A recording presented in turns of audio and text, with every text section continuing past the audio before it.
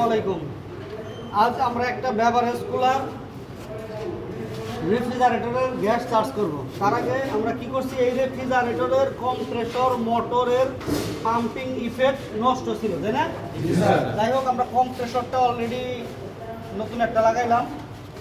তো এখন লাগানোর পরে গ্যাস চার্জিংয়ের পূর্ব শর্ত হচ্ছে স্টেইনারটা পরিবর্তন করতে হবে। আমরা একটা স্টেইনার ছিল, ওটা খুলে আমরা আরেকটা স্টেইনার কি করছি,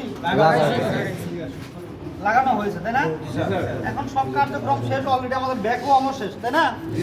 তো ব্যাকওয়ার্ম শেষ, আমরা এখন কি করবো, ব্যাকে 4-5 কোনো ধরনের লিক নাই, তাই না?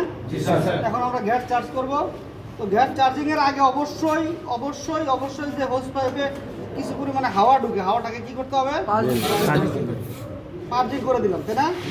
যাতে এই হাওয়াটা কি না হয়, কম্প্রেশন না হয়, রেফ্রিজারেটরের ভিতরে প্রবেশ না করে, তাই না?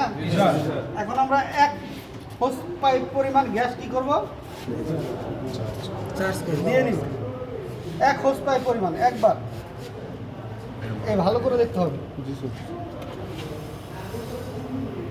1 হোস পরিমাণ গ্যাস আমরা দিয়ে দিছি। কম্প্রেসরটা চালু করা যায়, এখন কম্প্রেসরটা চালু করো।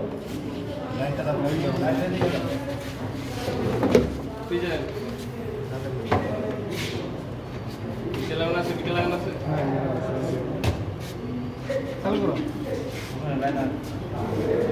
আচ্ছা, আমার 1.5 এম্পিয়ার নিচ্ছে, তাই না?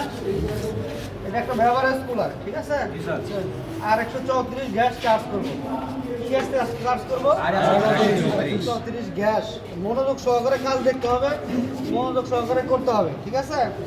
তো আমি এম্পিয়ার দেখবো এবং কি করব, আমরা সামনে অবশ্যই ঠান্ডা হচ্ছে কিনা সেটাও আমি দেখবো, তাই না? পর্যায়ক্রমে গ্যাস আমরা দিয়ে দিব।